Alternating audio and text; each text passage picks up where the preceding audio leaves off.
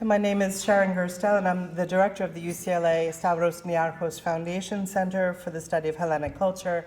On behalf of the center, I'd like to welcome all of you to today's event, the third in a series we're holding in collaboration with the J. Paul Getty Museum. These events are intended to deepen our understanding of the landmark exhibition open at the Getty Villa, the Kingdom of Pylos, Warrior Princes of Mycenaean Greece. And today's event is a celebration of the amazing and I would say innovative Getty exhibition and the museum's outstanding collaboration with the Department of Antiquities of Messenia and the Greek Ministry of Culture. It is also a celebration of new scholarship about the second millennium. I want to welcome our colleagues who have traveled to Los Angeles to share their research with us, Emily Egan, Joanne Murphy, and Efthimia Tsiolaki, and those closer to home, the UCLA graduate students who will be presenting today. And I want to especially thank my dear colleagues, David Schneller, Assistant Professor of Ancient Art and Archaeology in the Department of Art History, and Claire Lyons, Curator in the Department of Antiquities at the J. Paul Getty Museum, for working together to create this series of events, and I would say for going above and beyond in hosting our visiting scholars. Having been a member of the Pylos Regional Archaeological Project for 3 summers with Joanne, where I worked and published on the substantial Roman, Byzantine, and Venetian phases of Messenia's history and culture, it gives me enormous pleasure to see the attention that the newly excavated and studied materials from this region have received, an attention that is benefiting, I would say as a Greek, Messenia and its residents through increased tourism and investment. Many chairs, programs, and departments have worked together to make this series of events possible. The Peter and J. and Caroline B. Kaloyeras Endowment for the Arts, the George P. Kolovos Family Centennial Term Chair in Hellenic Studies, the Joan Palevsky Chair of Classics, Yefira, a collaborative program with Simon Fraser University, supported by the Stavros Niarchos Foundation, the Division of Humanities, UCLA Global Antiquity, the Departments of Art History, Classics, Near Eastern Languages and Cultures, and the David C. Copley Center for the Study of Costume Design. This tells you how fascinating this period is for so many units on campus. Finally, please let me thank the staff of the UCLA SNF Hellenic Center, Kathy Sanchez, Nikki Yarinakis, Maria Elena Lambrianidis, and Zoe French, who have done an outstanding job in organizing today's program, as well as the travel of our guests. Our final event of this calendar year will take place on Saturday, December 13th. The lecture, Χριστουγεννιάτικες Παραδόσεις και Έθιμα στην Ελλάδα, by Stavroula Pissimisi, folklorist and director of the Angeliki Hatzimichali Museum of Folk Art and Tradition, will be delivered in Greek via Zoom and will be introduced by the Ambassador of Greece to the United States, Her Excellency Ekaterini Navsika.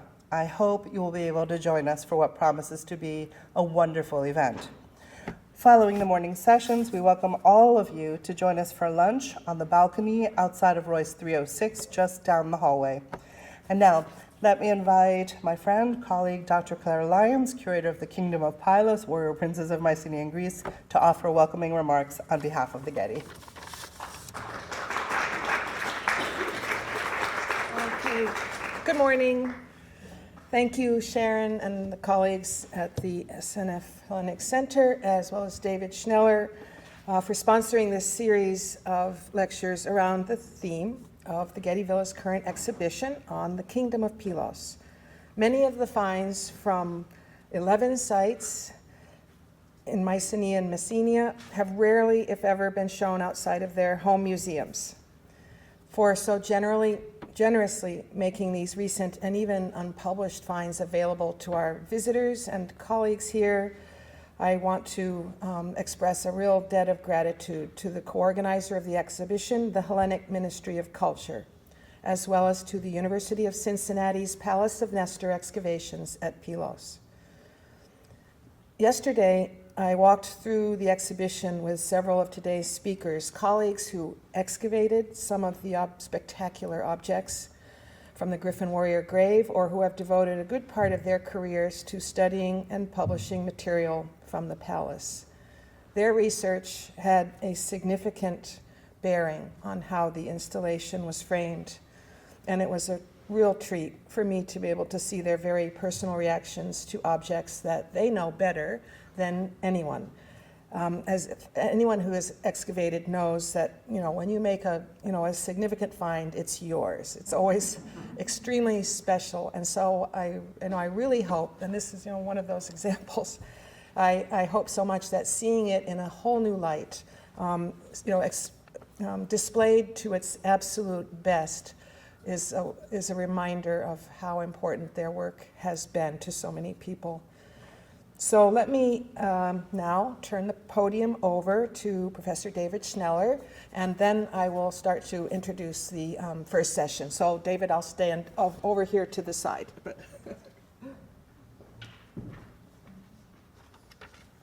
Good morning, everyone. I'm David Schneller, Assistant Professor of Ancient Art here at UCLA. This quarter, I had the extraordinary pleasure of teaching both an undergraduate lecture course and a graduate seminar on the second millennium BC.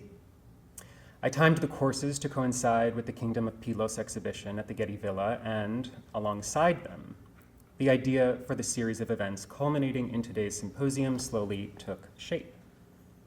It all began over dinner with Sharon Gerstle and Claire Lyons more than a year ago, as we wondered what might be possible if we joined forces to amplify the programs Claire and her colleagues at the Getty were developing. Our distinguished guests, Efthymia Tsiolaki, Joanne Murphy, and Emily Egan, came to mind immediately. Their deep knowledge of Pelian and Mycenaean material culture brings the stakes of the exhibition to life, and I am truly delighted that they accepted our invitation. Each brings a distinct focus, and together they exemplify the remarkable vitality of Aegean prehistory today. With Sharon at the helm of the SNF Center and the boundless help of Kathy Sanchez and Nikki Erenikis, and Claire leading the exhibition in Malibu, my own task was simply to shape the vision for my courses. I anticipated very modest graduate seminar enrollment. 4 students, maybe 5. 9 arrived in the first meeting, and by week 2, we had 12 students from 4 departments: art history, the Interdepartmental Program in Archaeology, classics, and Near Eastern languages and cultures. This is the dream of teaching at UCLA.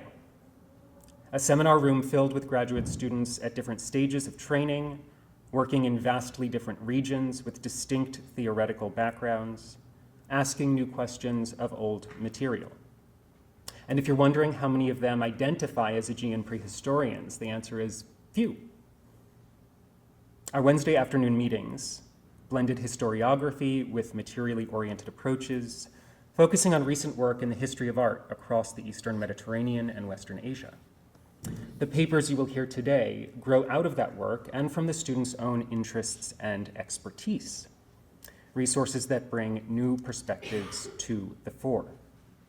After the Pylos session, we will move through papers on makers and materials, images that no longer exist, and the many meanings of things made of clay, as well as a healthy dose of reception.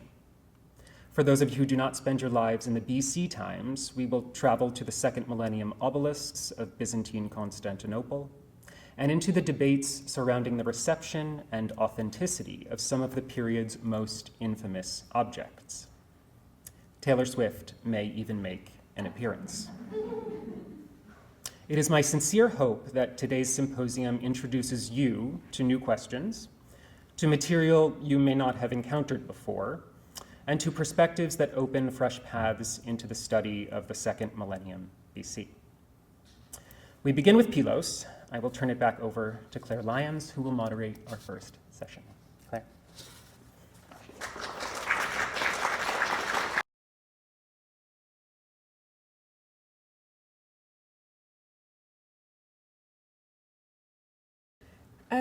The artifacts showcased in the Kingdom of Pylos exhibition at the Getty Villa are the material expression of a much broader social transformation that reshaped mainland Greece at the beginning of the Late Bronze Age.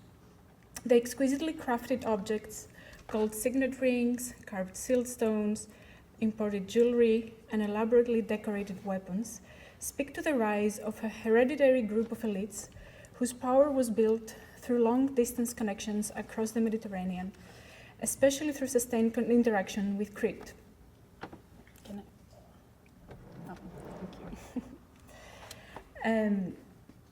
These connections brought not only wealth, but also new ideas, styles, and beliefs.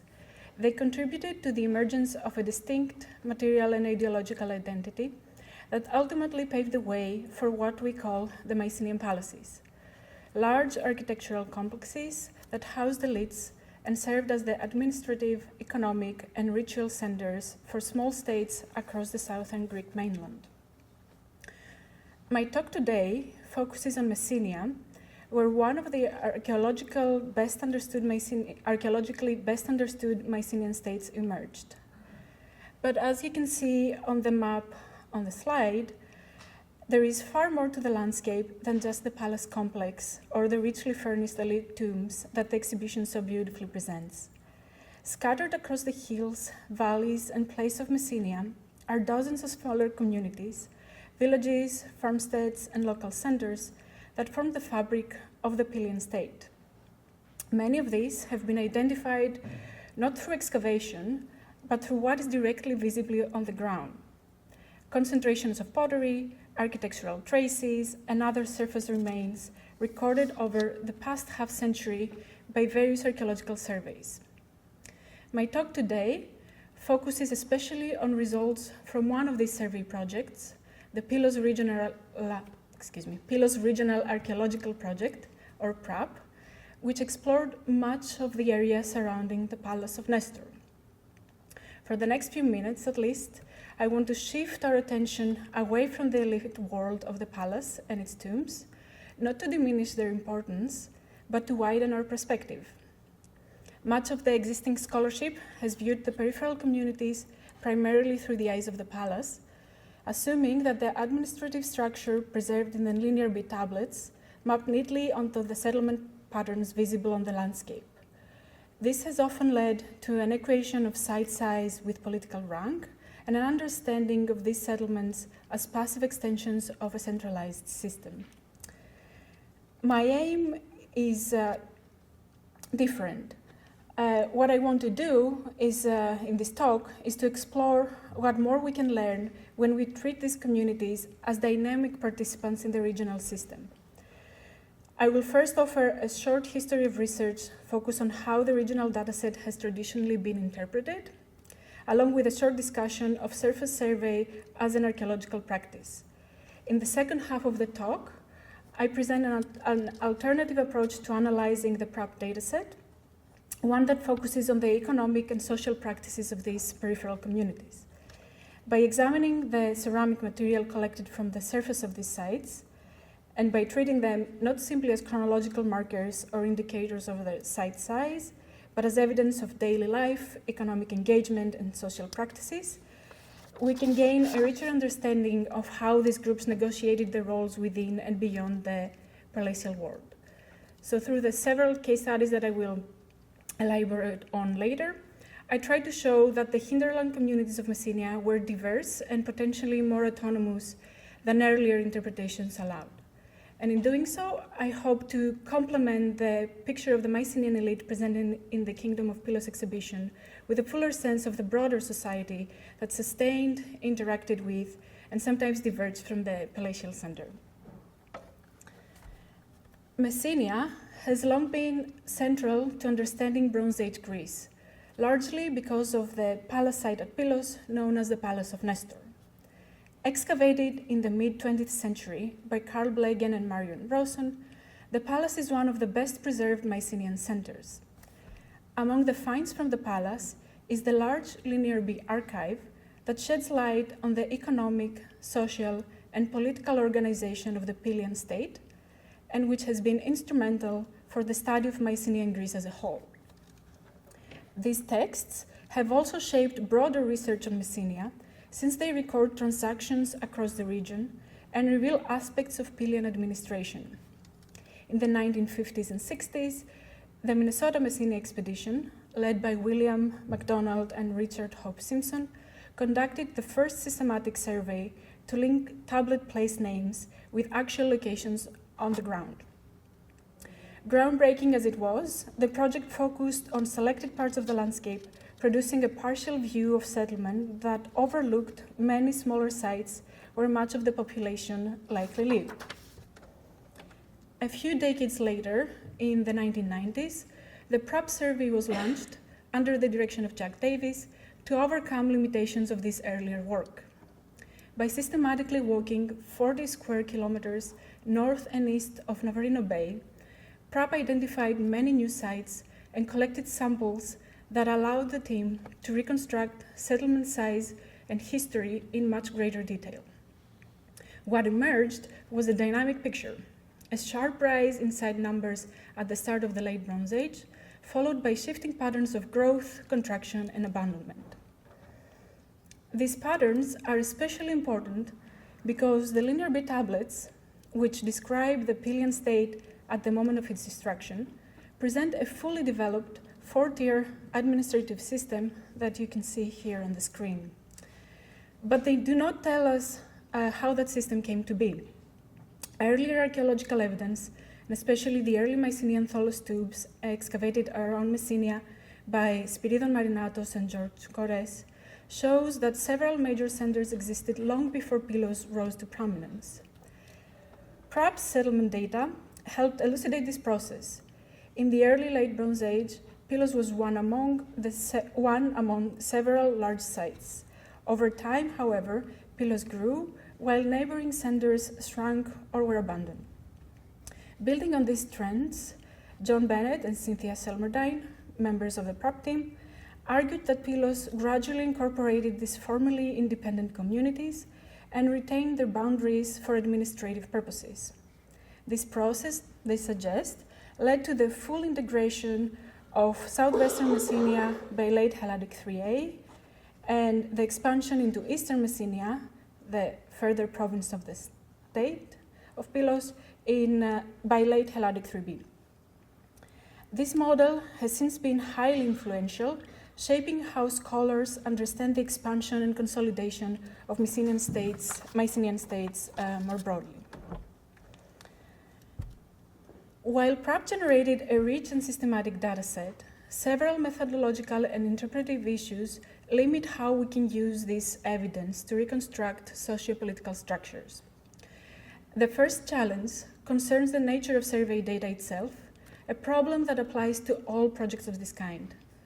As also acknowledged by the project's team members, their interpretations assume that site size and surface pottery densities serve as proxies for site significance and integration into the Pylian state.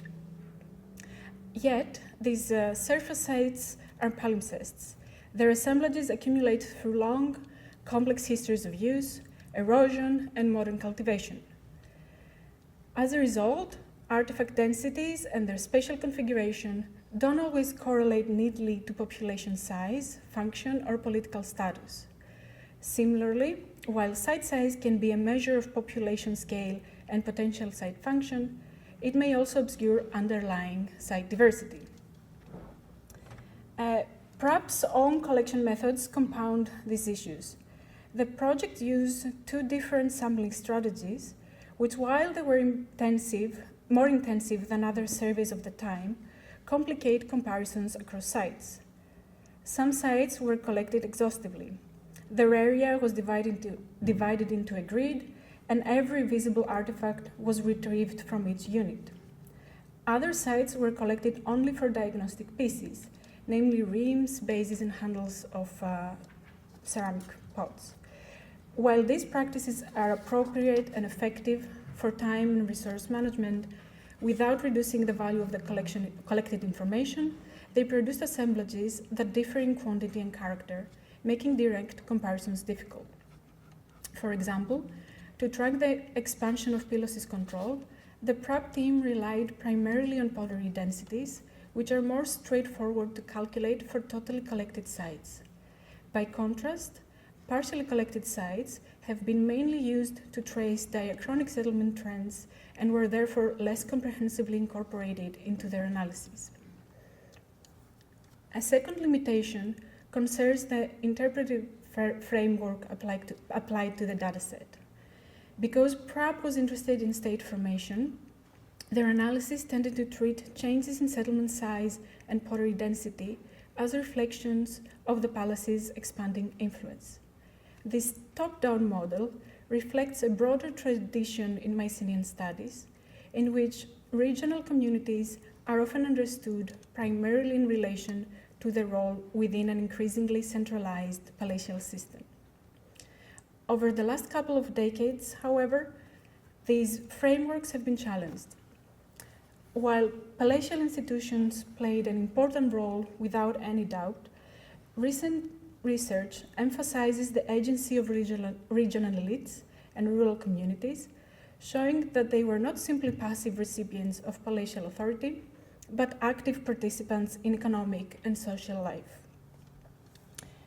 Within this broader shift, the PRAP dataset offers a unique opportunity to study such dynamics at a regional scale, since it encompasses a large and coherent set of surface assemblages, part of it you can see on the screen,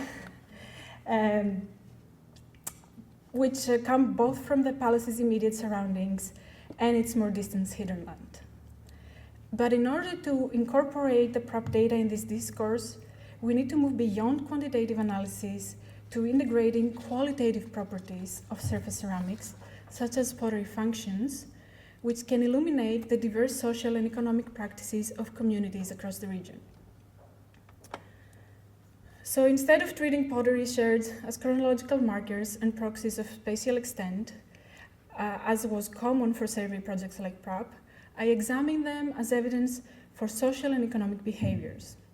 And to achieve this, I have classified the diagnostic sherds from each side into broad functional categories, which you can see on the screen, using vessel shape and fabric coarseness. These categories correspond to broad activities, such as storage, cooking, and food consumption. Sherds that cannot be definitely assigned to a specific shape are grouped into more general classes, which you can see at the lower right corner. Excuse me, I lost my... Sorry. Okay, read it over. Sherds that cannot be definitely assigned to a specific shape are grouped into more general classes, which still allow us to infer the types or behaviors represented. In this way, each site acquires a ceramic signature, expressed as the relative proportion of its pottery class within the total assemblage. Also, relying only on the diagnostics, which were consistently collected across all sites, minimizes the comparability issues created by PRAP's mixed collection strategies. It also shifts the analysis from quantity to composition, allowing us to explore not just how large a site was, but what kind of activities took place there. My interpretation of socioeconomic meaning of pottery types is informed by the extensive literature on ceramic assemblages across the Aegean that provide an accepted framework for understanding pottery consumption within variable archaeological contexts. So, for example, large storage vessels, like pithoi, are usually associated with economic strategies as they indicate the need for storage solutions arising from possession of sizable surplus from agricultural production. Depending on the scale of this class, however, they may also suggest accumulation of surplus and wealth. Moreover, certain pottery types are absent from some locations, but reflect specific social and economic practices.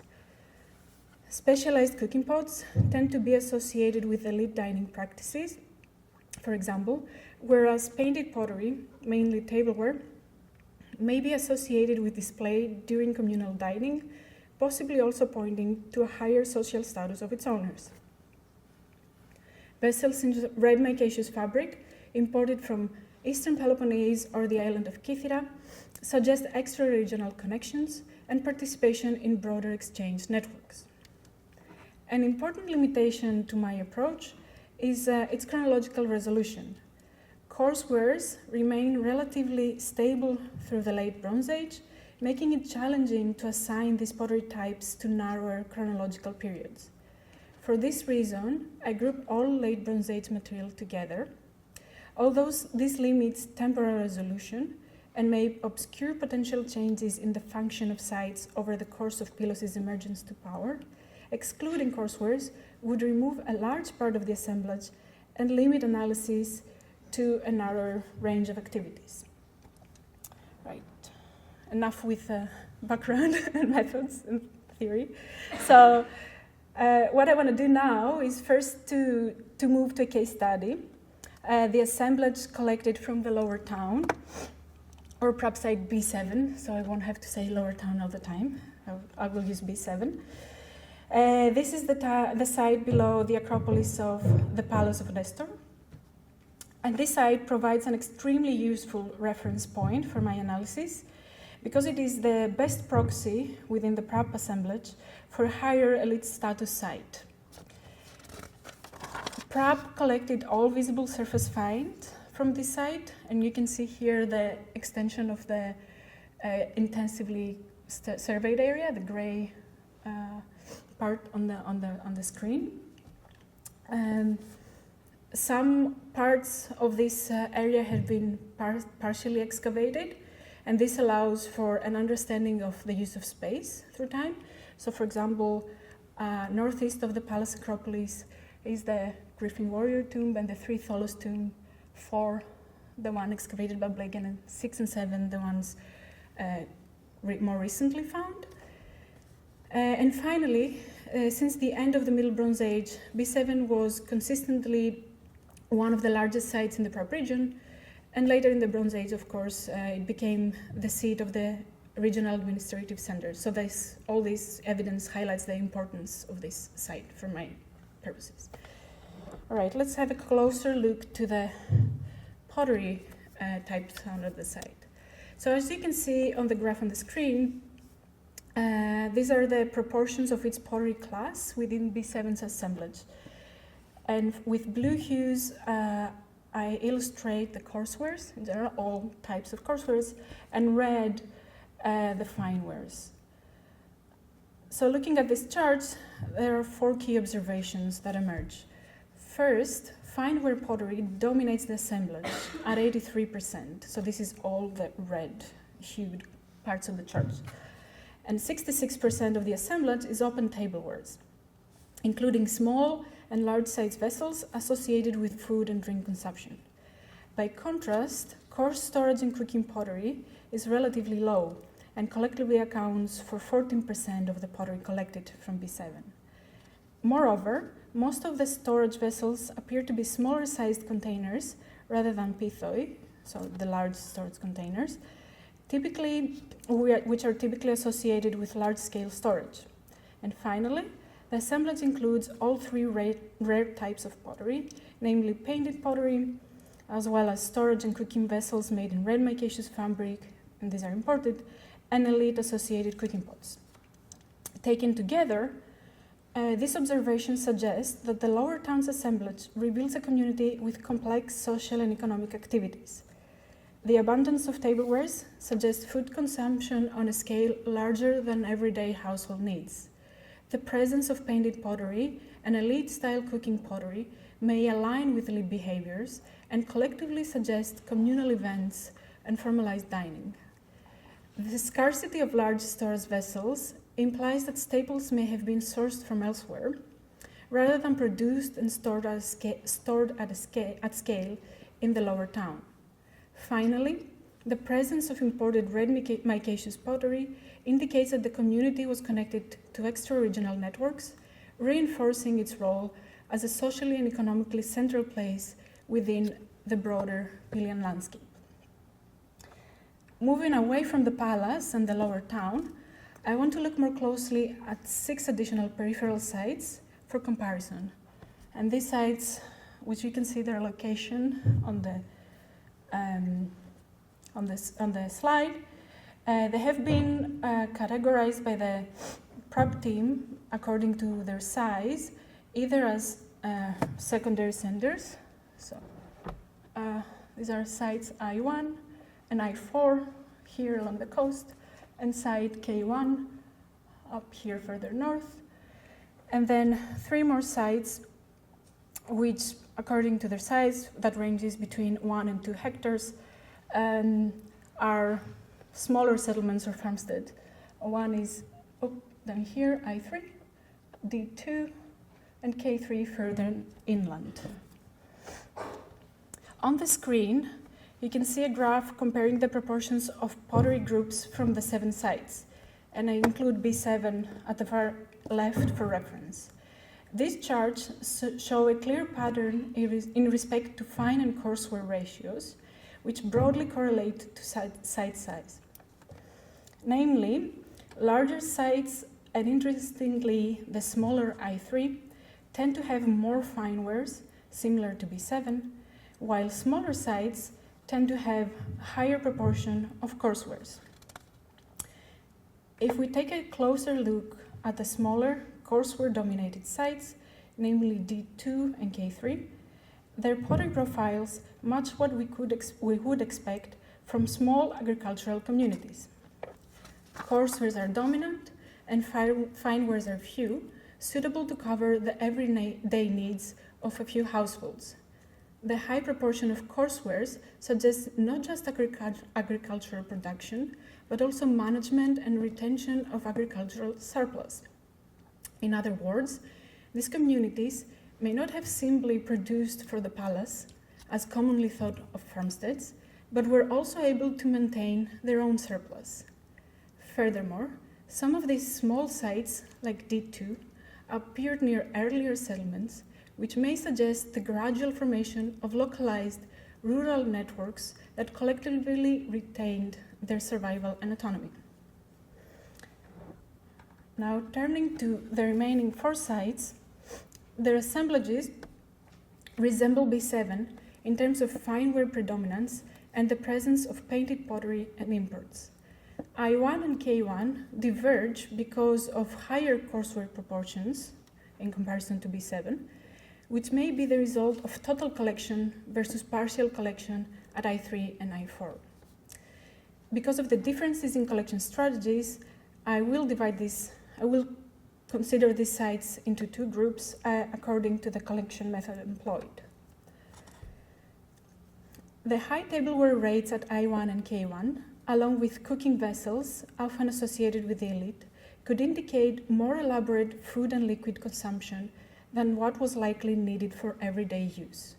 In palatial contexts, such as the Palace of Nestor, such ceramic signatures are linked to communal feasting, organized to consolidate inter-community ties and solidify asymmetrical social relationships. Ceramic evidence from these sites may suggest that similar practices were more widespread, potentially adopted by elite individuals at these peripheral sites. These 2 sites also yielded larger courseware rates in comparison to B7, with a significant proportion of this category consisting of large storage vessels. This pattern suggests greater involvement in agricultural production and control over surplus. Such products could have been collected as taxation to fulfill obligations to the palatial administration, as we know from the linear bit tablets, but they may also reflect economic strategies such as wealth accumulation, risk management, or reciprocal exchange, indicating autonomous community economic practices. I3 and I4, located near each other and in proximity to I1, form a settlement cluster in the coastal plain southwest of the palace. Despite partial collection limiting clarity on the full range of their ceramic assemblage, high fineware rates, imports, painted pottery, and lower courseware rates suggest similarities to the settlement discussed above. This is surprising for the smaller-sized I3, which according to its size should be interpreted as a smaller village. That said, the available surface survey data may not reflect the site's true character, as modern disturbance has affected the integrity of surface remains. The Messenia expedition prior to Prap documented abundant stone tools at I3, suggesting craft or domestic production activities that Prap did not capture.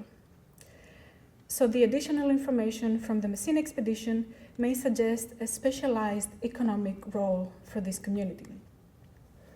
Similarly, I-4 has also been disturbed by subsequent use, since it was one of the larger sites in the region during the historical period. Again, additional information helps bring its role into clearer focus, namely 3 early late Bronze Age monumental tombs and the possible port that Pratt identified and dated in the later late Bronze Age show that this site was likely associated with elite activity and strategic maritime connections. Although these sites are smaller than the nearby I-1 and partly considered insignificant by earlier work, these features indicate that they played active roles in regional economic and social networks. Their prominence during the later phases of the late Bronze Age, coinciding with the contraction of I-1, suggests a reorganization of site roles at a local level. While palatial involvement in the port area should be considered more than likely, the functional and contextual evidence reveal more complex community roles than site size hierarchies alone indicate. To conclude, looking at pottery functions across the 7 sites paints a vivid picture of how different communities operated within the broader Pylian state. Some sites show material signatures of elite practices and wider connections. In addition, these communities were embedded in diverse economies, including extra-regional contacts and agricultural production or potentially specialized craft activities, showcasing their variable positions within the Pylian state. Furthermore, smaller rural sites, often interpreted as producers supporting the palatial economy, emerge as successful, long-standing communities, potentially operating at a local scale as well. What we end up with is a picture of the Pylian state not as a rigid top-down system, but as a mosaic of interconnected communities, each with its own strategies and internal dynamics. Pylos authority mattered, but variation and complexity existed across the landscape of late Bronze Age Messenia. Thank you.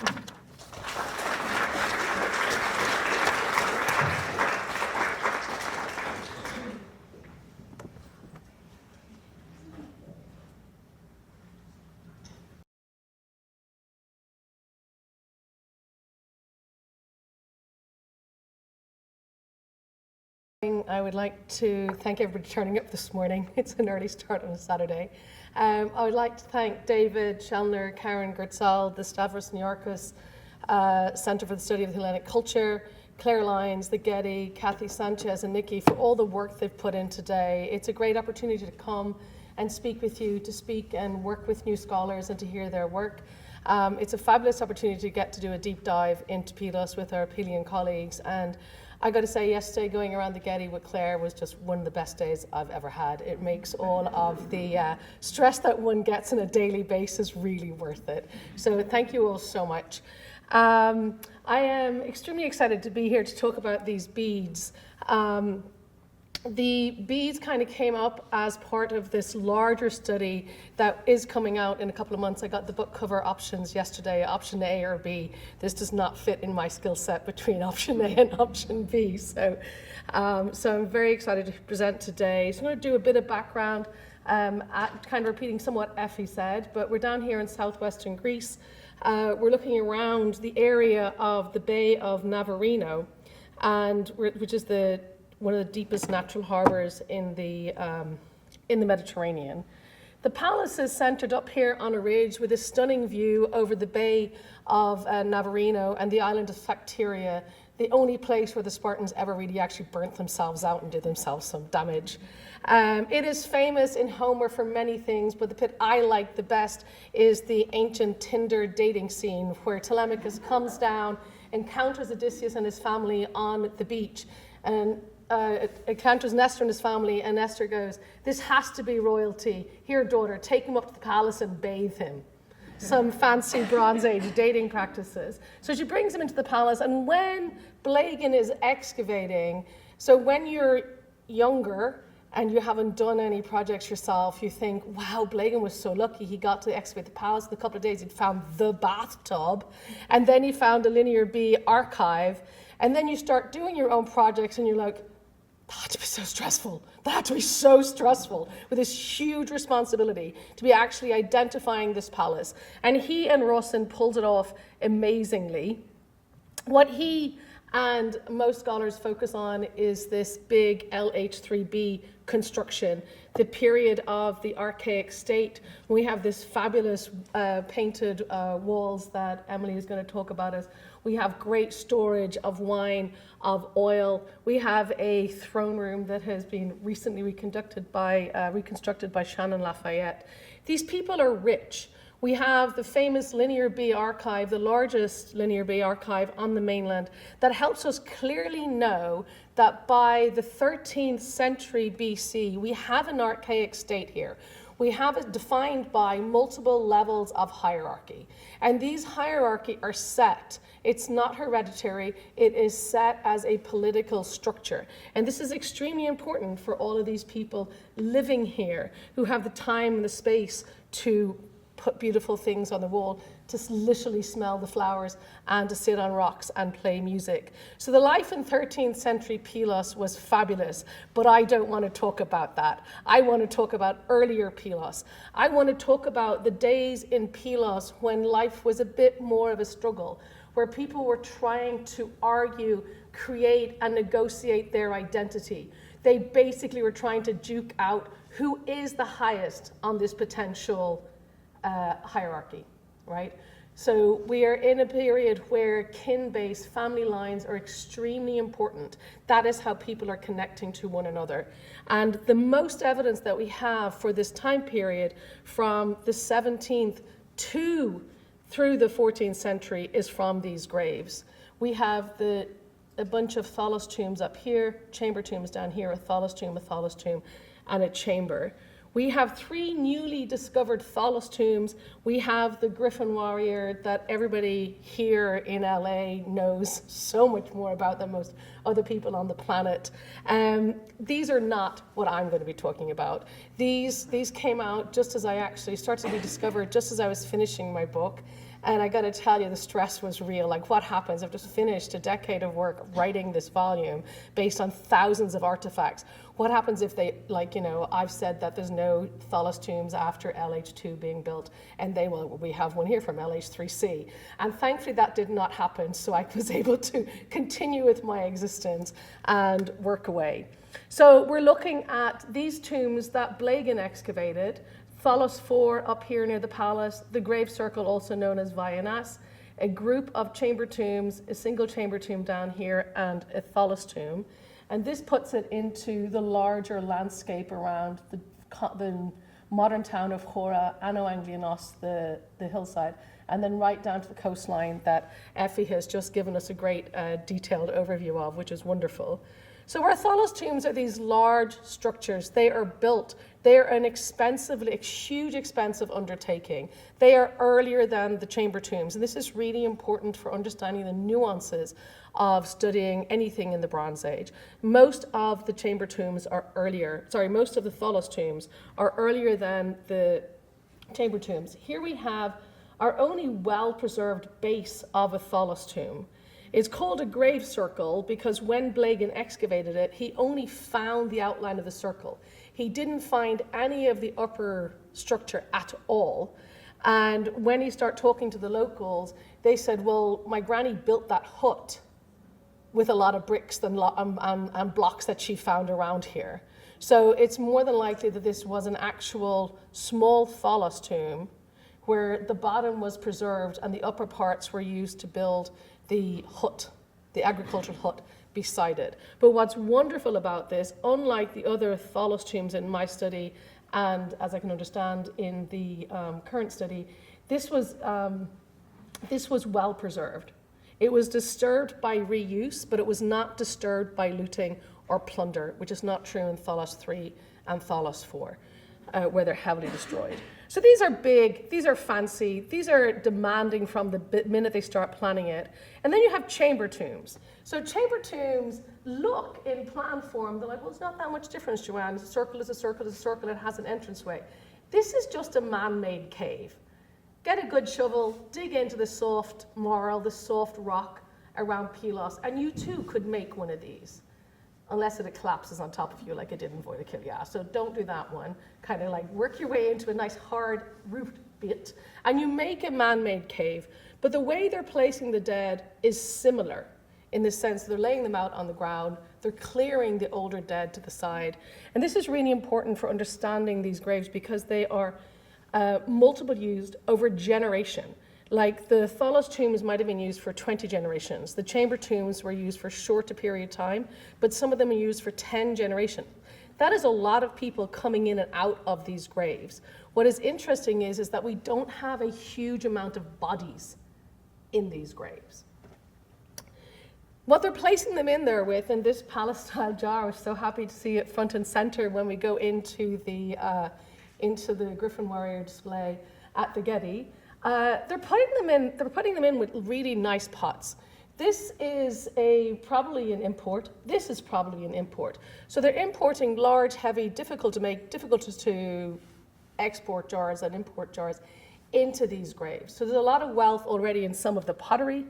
We have tinned vessels. This is covered with these pieces of black here is actually a tin covering overlapping this previously painted pot. We have weapons. We have tools and weapons, huge number of arrowheads, projectile points. These are the degraded ivory pommels of swords. If you want to see a nice one, you know where to go. Go see Miss Lyons and go to the Getty, and they have a really nice one that's covered with gold. You've got that gold-handled pommel at the exhibit as well. We have mirrors, we have swords. So here's a mirror with the handle missing. We have awls. We have seal stones. So during this period, what we're looking at with the finds is this huge emphasis on a warrior ideology. These people are overcoming nature, they're overcoming other humans.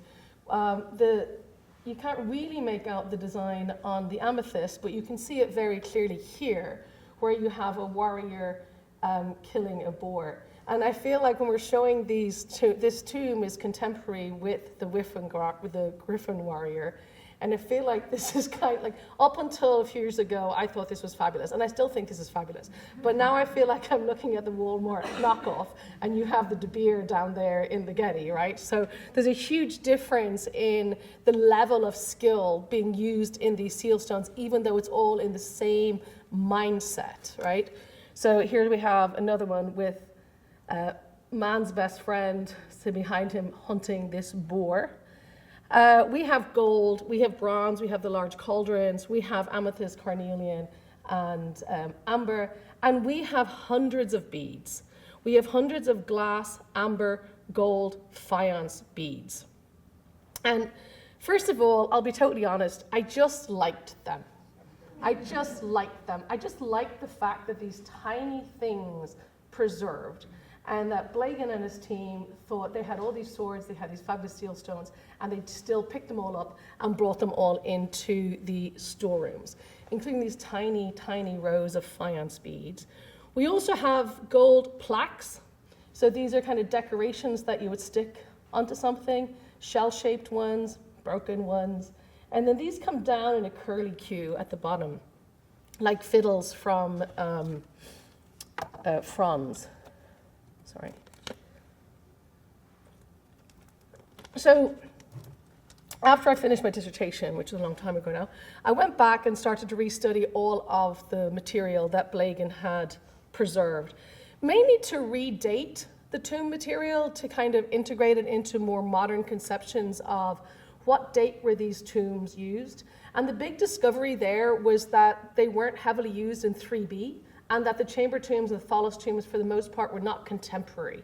So it's really interesting to see how that plays out in relation to Pylian society. So we washed them, we catalogued them, we drew them, we photographed them. And then the beads kept turning up. And here we have corroded beads. Here we have a box of corroded beads, because the glass, a lot of the glass leaches out white, then crumbles, loses its structure, and just comes out in these little flakes in these cigarette boxes. And we had hundreds of these cigarette boxes. So any of the counts that I'm talking about are very much minimum counts. And I also love the fact that you can see through the white, corroded white, you can see this beautiful blue still inside this glass. So I was looking at these glass beads, and a lot of tombs of the Bronze Age have maybe one glass bead, maybe nothing else. And then you have the Ulabaroon that have ingots and 75,000 faience beads and 9,500 glass beads. So I'm sitting to myself and I'm thinking, are they worth anything?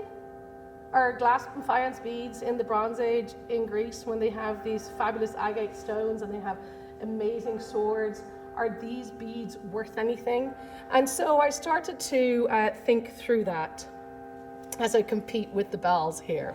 So I was trying to figure out whether, if this abundance, is it really abundance, and do they have low value? So what I want to look at, or what I'm going to argue today, is that they did have value in the Bronze Age. And this value of this paper is that it gives us a more nuanced understanding about the people buried in the Pylos tombs and the relationship between wealth and status.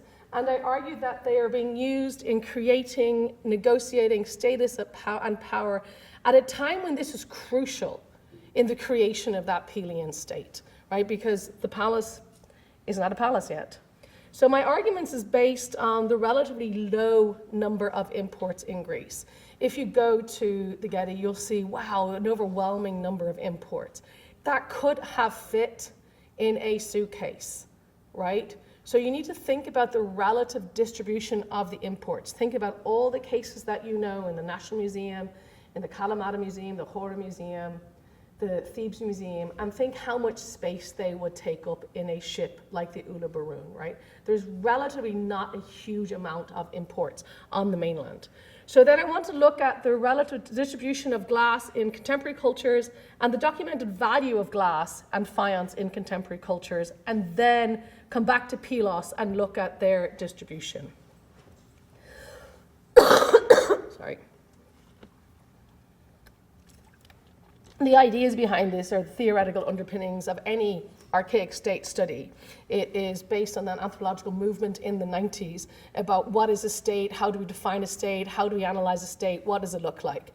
And so the idea is that in small-scale societies and developing states that are shifting from the reliance on kin group to wealth and a structured, a reified socio-political structure, you've got expensive or restricted items are crucial in the creation and negotiation of that status. They are the inherent wealth in the imports visibly communicate the shift from kin to wealth. And if I have this bead on me, I am wealthy and I am deserving of status. The hierarchy at Pylos is not yet set, and they're trying to consistently vie and compete with each other. Parkinson and Akatis, Poland, have done a lot of work recently, the last 10, 15 years on the Mycenaean political economy. And Parkinson has argued that the control of trade and access to, well, anthropologists in general have argued that the control of trade and access to highly crafted objects are a major power strategy for legitimizing status.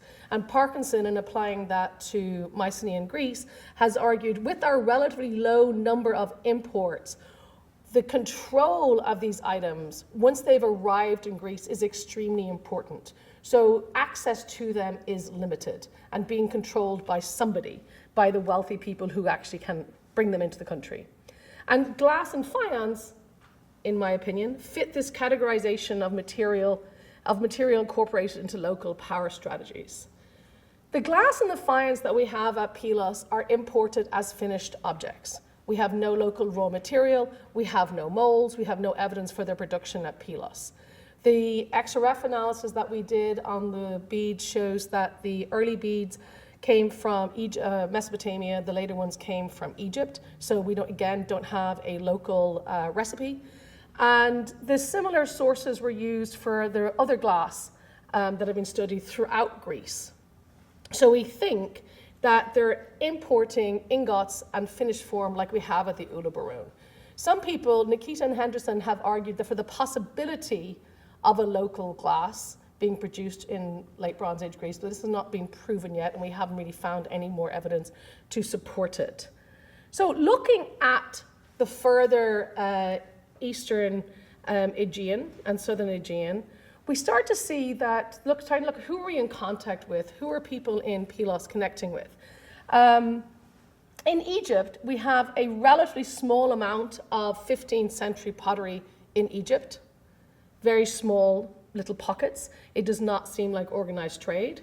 However, in the 14th century, we have the Com el Hetan Aegean lists that suggest that there is an encounter between people of the Aegean and Egypt. So before this point, before the mid-14th century, it's very, very limited, very pocketed, very unorganized. Calder has suggested that there's possibly 3 organized shipments. This is just trying to give a model for how much we have. I'm not necessarily agreeing fully with this idea, but it does seem that we don't have that much at all, and it's possible that we have a shipment in the reign of Amenhotep III, Akhenaten, and then Ramesses II. Pylos, the period we're looking at, is contemporary with these areas, these thriving areas of Mesopotamia. And we frequently laugh about how Greece is a backwater of this whole greater Near Eastern Egyptian world. And then within that pocket of history, Pylos itself is even more of a backwater. So, but apart from that, this is who they're contemporary with. In Mesopotamia, it's the Kassite dynasty in the Mycenaean period. In Egypt, it's the latter half of the second intermediate period to the end of the 18th dynasty. So that's really for all of you who are really actually doing Mesopotamian history. What we're looking at is the archaeological evidence and the textual evidence from these cultures that point to a high value of faience and glass in their cultures at this time period. Faience is a much earlier product than glass. We think it's exported, the technology is exported from Egypt in the Middle Bronze Age. The few imports that we have in Mesopotamia in the Middle Bronze Age are probably imported from Egypt or Anatolia. It's being produced, and this is really important, it's being produced in Egyptian and Anatolian palatial sites. It's being produced at these elite sites. The production is being highly controlled, and the distribution is being highly controlled. So access to it is consistently in the hands of these elite. During the Mitannian period, we start to see an expansion of faience production to other city-states throughout Mesopotamia. But it consistently maintains its status as a luxury product, and it's still found in abundance and predominantly at temples and palatial sites like Nuzi and Tel Ramah. In the later Middle Assyrian period, there seems to be a loosening of control. Not much, but some loosening of control, and that's the 14th to the 10th century. Glass, in contrast, this is really debatable, whether it was actually first produced in Syria or first produced in Egypt. For much of the last 20 years, everybody has said it's always first produced in Syria and then shifted to Egypt, and now people are questioning that in the last 5 years. Maybe it came from Egypt, right? So apart from that point, the rest of it's still valid, people. So based on the textual evidence, we have glass probably being produced in Ur at the end of the 3rd millennium. It's on the Sumerian texts in the first half of the 2nd millennium. We have this reference to fake semi-precious stones that the scholars of the text think are actually referring to glass. And we have definite reference to glass on the Ur 3 text from the 21st century BC. When it shifts to Egypt during the reign of Thutmose III, and I put a nice image of Thutmose III at Karnak, just in case you forgot that he was a highly organized, crazy warrior king. The power.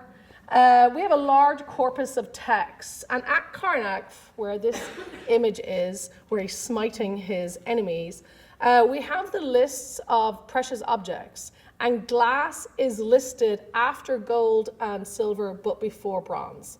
It is the only object on the list that has a royal cartouche. The fact that it has the royal cartouche, it's marked the royal cartouche, suggests that it is more highly controlled than the other substances on the list. We also have 1,000 glass beads and glass vessels in the tomb with Thutmose III's foreign wives, suggesting this connection to the royalty at the time. In the Amarna letters from the Amenhotep and Akhenaten's reign in the 14th century, we have reference to glass and faience being sent as gifts to and from Egypt. And one of the things about the Amarna letters kind of cracks me up is that they're asking for things they can get at home. But I like French wine more than I like, Eastern North Carolina wine. So you can get it at home, it doesn't mean that's what you want, right? And again, this idea that I can drink foreign wine. I went to a winery the other day in North Carolina, and the guy was telling me that his very expensive wine in North Carolina, famous for tobacco people, it is one of the best wineries on the East Coast. And I was like, well, that's a highly competitive market, right? But you can have the same thing here. You can have it at home. That doesn't mean you want it from home. And having access to the exotic and the imported substance gives you that status, reinforces that status. We have at least 5 rulers in the Syro-Palestine area in Mesopotamia sending shipments and finished products, glass ingots and finished products.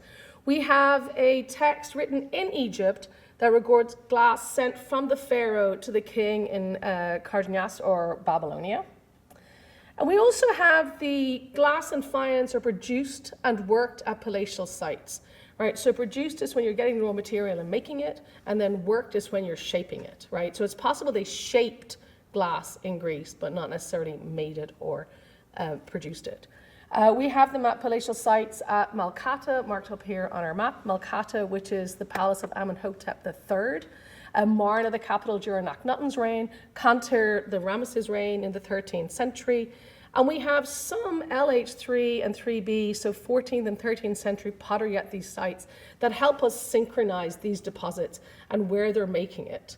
So as in the Mesopotamia, in Egypt, we have this production and distribution is heavily controlled by the palatial sites and the pharaoh. It starts to loosen slightly during the Ramesside period, and it's probably produced by the same craftspeople, glass and faience, but definitely distributed to different socioeconomic groups. We have the distribution for glass is different from faience. Faience is more accessible than glass. And then anybody who's thinking back to the 75,000 faience beads at the Uluburun is thinking, no duh, 75,000 versus 9,500 glass beads on that boat. The raw materials of faience are easier to acquire, which is why it's more accessible, or one of the reasons. And we then indicate, based on the distribution of the finds, we have a large number of faience objects were left at Amarna. We have the faience objects distributed through the houses and tombs in Deir el-Medina. But complicating the situation is that we have faience is more common in New Kingdom royal tombs than any other subset of tombs during the New Kingdom period. And glass is rarely found outside of the palaces area. So outside of Greece, we have glass and faience palatially produced, palatially controlled, both in Mesopotamia, Syria, Anatolia, and Egypt. The access controlled, it's an elite substance. We have a slightly expanded access in the later period, but both still value glass and faience, and glass probably more so. So then, okay, fine, yes, foreigners like glass and faience, they're controlling it, they're controlling who gets it. So how does that leave us in our tombs and in Pylos? So of the tombs that I'm looking at, only the two poorest tombs, based on there's actually nothing else, a few pots, and that's all that was in those 2 tombs, they don't have any. E3 has possibly 1 glass bead. We have, along with the glass beads, we have glass plaques that are found in the Thalos tombs only. We have this really interesting, possibly bovine figurine that looks like a carnelian quadruped figure from the exhibition. And here we possibly have a human figure. But most of it is beads and plaques. The faience is only in bead form, a variety of bead shapes, but in bead form. In Thalos 3 and Thalos 4, which are looted and very broken up, hugely disturbed locations by its use anyway, but we cannot assign the finds to any given burial. but most of them are very close to the floor near the LH1 to 2 burials. So we think that they're 17th to 15th century or early Mycenaean, this period of high competitive nature. In Viennese, another Pylos tomb, we have the finds found in the trenches M, which is kind of a clearance pit. We have, some of these are from Mesopotamia. We have some of it near the burial of a male dating to LH1 to 2. And then here, in this final burial in the tomb dating to the 14th century, we have some around the collarbone. So here, what we see in Viennese, we see it connected with men and women, and we don't have any children, so we don't have any connection with children in that grave.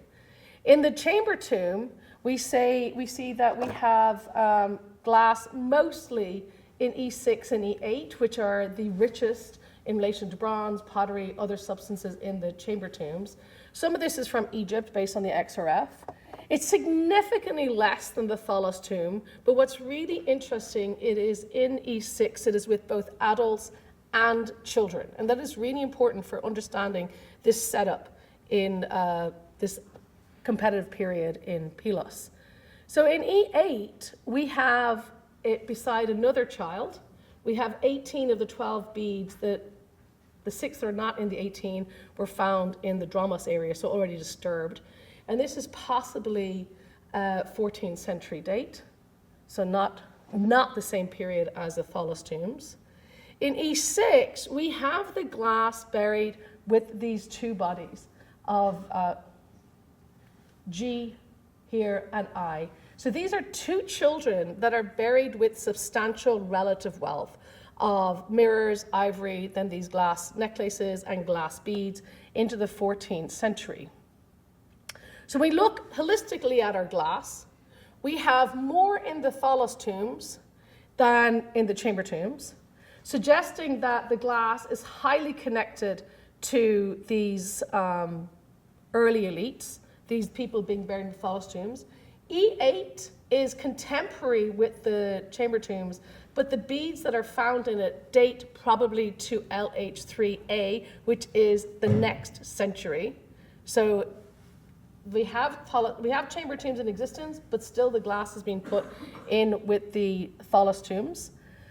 We have a greater distribution in the later period into LH3A into the 14th century, which suggests that we have a slightly more loosened control of the beads in the 14th century.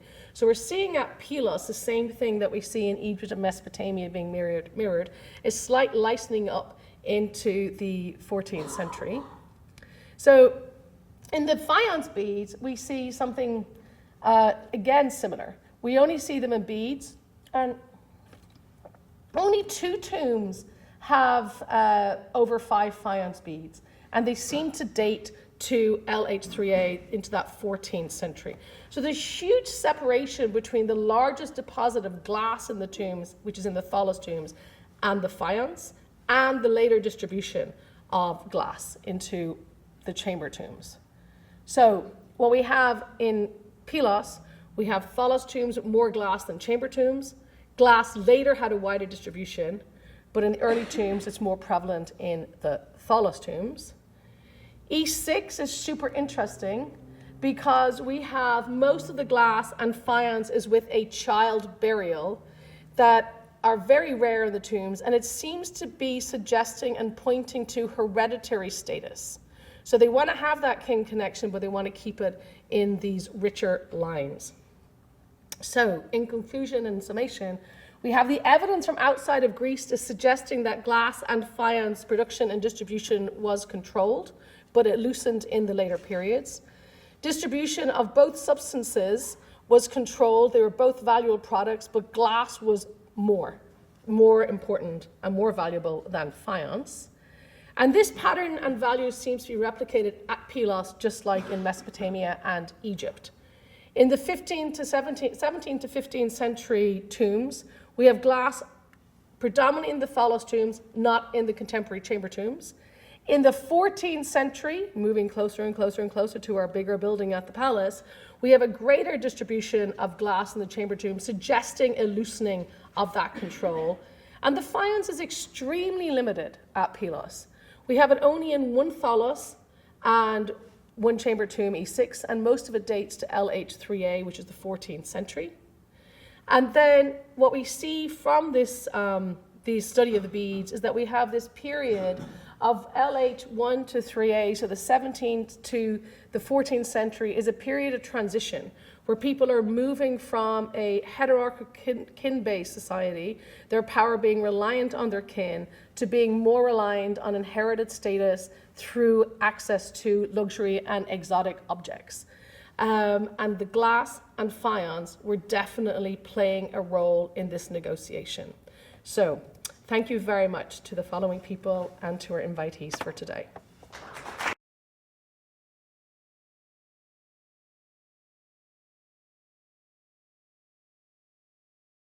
Can everyone hear me? Excellent. I am absolutely delighted to be here. Like Joanne and Effie, I want to thank the organizers of this event, David Schneller and Sharon Gerstel, for this really exciting opportunity to get us together to talk about these issues, and also Dr. Claire Lyons for curating what is really a spectacular exhibition at the Getty Villa. I was, as Joanne said, also very moved to see this material on display so beautifully. As Claire said, so I am a professor of art history and archaeology at the University of Maryland. I have been working at Pylos since 2006, first as a graduate student and then as a researcher, and I am now the field director of the study of the wall paintings at this particular site. Today I'm going to take the opportunity to introduce you to this material really by presenting kind of a history of its study. So thinking about the past, the present, and the future of what we're doing at this particular site. I'll warn you, it'll be a little rapid fire because I want to show you a lot of images of the material we're working on, but I hope it gives you a good taste of what we have. So let's begin. Nope. Sorry, how do I advance? Slides. Okay. So just a bit of a roadmap. So what we're going to go over today, I'm going to start with a very brief introduction to the palace, of which you've heard quite a bit already. I'm going to talk a bit about the Blegen era study of the wall paintings at Pylos, looking at Mabel Lang, who published this material, and her volume, The Second Palace of Nestor. We're going to talk about Piet de Jong, who is the artist responsible for the restorations of these paintings, look a bit at his process, and then I'm going to move to looking at the newer work that's being done with this material, the team of which I'm a part, the Hora Apotheke Reorganization Project, its objectives, the kind of stuff that we do, and the things that we're going to do in the future. So starting up here at the beginning, just Palace of Nestor, again, you've heard a bit about this. This is a multi-part edifice, as you can see in the plan shown on the slide. It was constructed and used in the form that you see here, largely over the period of a century, between about 1300 and 1200 BC. This is the ceramic period that we know as LH3B. The excavation work itself began in 1939 and then was picked up again between 1952 and 1964. I'm showing you here an archival slide of the excavation of the throne room. That is the central hearth that is emerging in the center. And something to draw attention to is just how shallow the stratigraphy is over this site. In some places it was far less than a meter. So there really was a very dense, compact preservation of this material, which is challenging in many ways for understanding, especially the different stories. We know this was a multi-storied building in the past. So the excavation itself was directed by Carl W. Blegen of the University of Cincinnati. The finds were published in a multi-volume monograph, the first one shown here on the right in collaboration with Marion Rawson, also at the University of Cincinnati. This first volume, published in 1966, presented the buildings and the primary contents, mostly the pottery, but also the small finds found in the palace itself. But the charge of publishing the wall paintings fell to Mabel Lang, who I'm showing you here on the left, who was a professor at Bryn Mawr College, and then her volume on the right published in 1969. Something I like to draw attention to about Lang is she was not an art historian. She was not even a specialist in any way in ancient art. She was a professor of Greek language. She studied epigraphy, Attic law. And she brings this to our attention in the foreword to her volume, which I'm going to read because I find it fascinating. When Professor Blagan first invited me to the Pylos excavations to clean frescoes in the summer of 1957, neither of us expected that the cleaning, sorting, and joining would continue for 7 seasons, with 3 additional summers devoted more particularly to study and photography. Thereafter, it would have been desirable from many points of view for the publication of the frescoes to be undertaken by a historian of art, steeped in the painting of the period and recognized for his judgment and knowledge therein. In the apparent absence of such a person, it seemed possible that intimate association with the Pylos fragments in their thousands might substitute for wider learning, and that the freshness of an untutored and unprejudiced eye might stand in lieu of practiced judgment. And so it has come to pass that this new material, which is of great importance for the whole study of Mycenaean painting, is presented by one whose work has been primarily in history and epigraphy, albeit always with a leaning toward puzzles. I love this introduction. I show this to all of my students to say, try something new. You never know what's going to happen. And despite her lack of formal training, Lang produced really one of the most thoughtful and sensitive presentations of painting that we have from the Mycenaean world, specifically because she was looking at it without assumptions coming in. She really looked at it with a fresh eye and brought great perspectives and detail to her work. So what Lang did in her sort of presentation is she presented the material in 2 main ways. First, she developed a very rich catalog of the material. You can see here a couple pages from that. To identify the individual scenes and motifs that she recognized, she used a tripartite coding system. I'm going to try this. Yes. So you can see here these 3-part codes. The first part is just a sequence number. The second part, this H, this is a code for the subject matter. So here we're in human figures. And then the third part is the room in the palace where the material was found. The other way she organized the material was by room, so that you could kind of dive in by subject matter or you could dive in by context. And so there are these 2 conversations which make the volume very, very accessible. At the end of the volume, there's a full catalog of black and white photographs of the paintings themselves. This is wonderful because it's full, but frustrating because they're in black and white and can be very difficult to see. Some paintings were published in color. There was a select number of plates that appeared at the end of the volume, accompanied by a small number of in-color reconstructions. So there are also black and white reconstructions, but a couple color ones thrown in at the end. So these reconstructions, which are really the main way by which the Pylian material is known to the wider public and dealt with by scholars, are the work of the individual shown on the right. This is Pete de Young. Pete de Young was born in Leeds, England in 1867. He died in 1967, shortly before Lang's volume was published. We're going to come back to him, but I just want to show him now.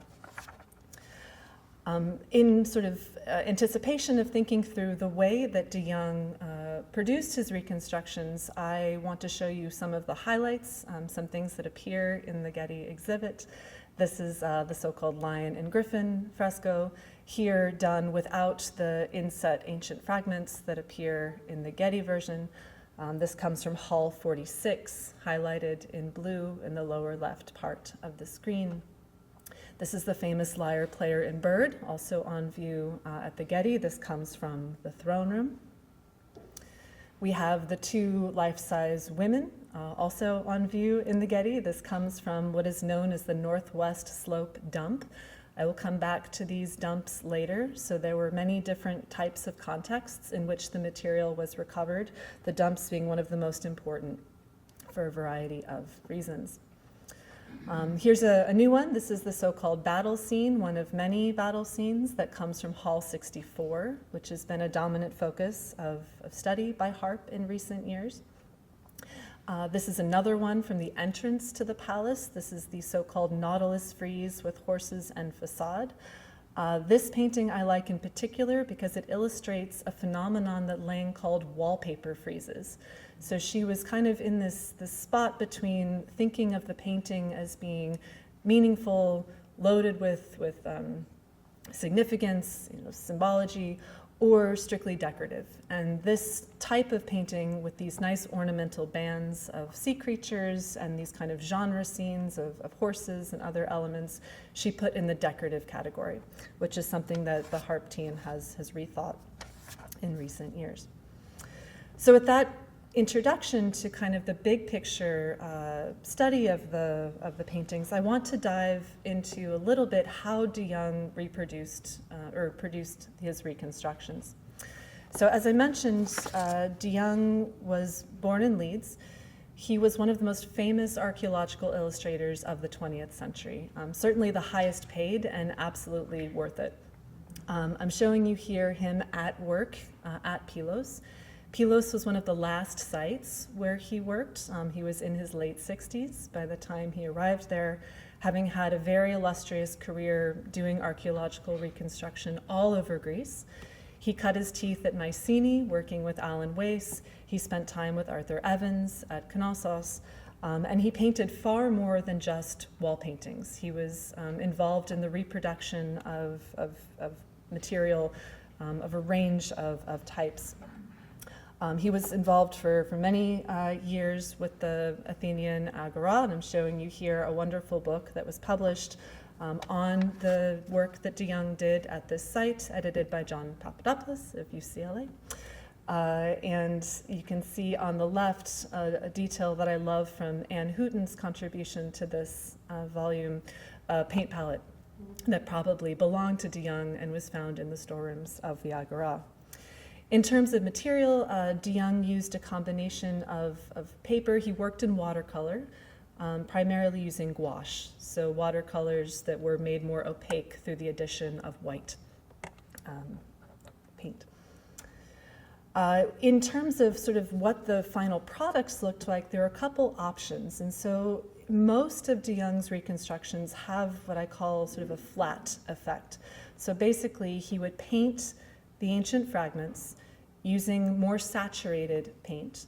He would then paint in on the same picture plane the reconstructions, reproducing an image where you can clearly see what's original and what's restored, but all at one level.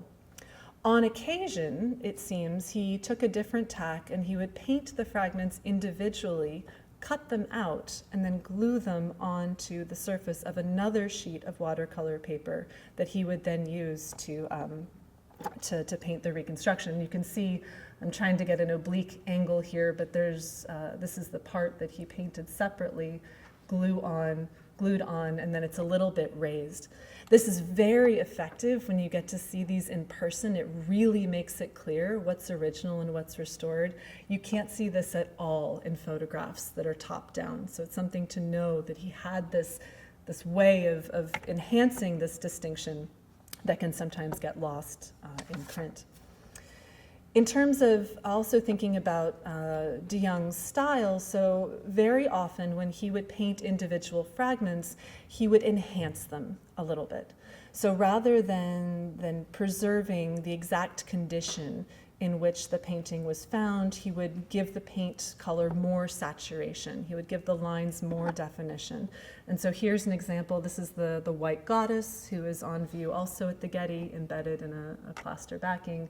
This is one of de Young's early paintings of her, and you can see he's kind of darkened the background. He's made the lines of the eye a little sharper, the lines of the dress a little crisper.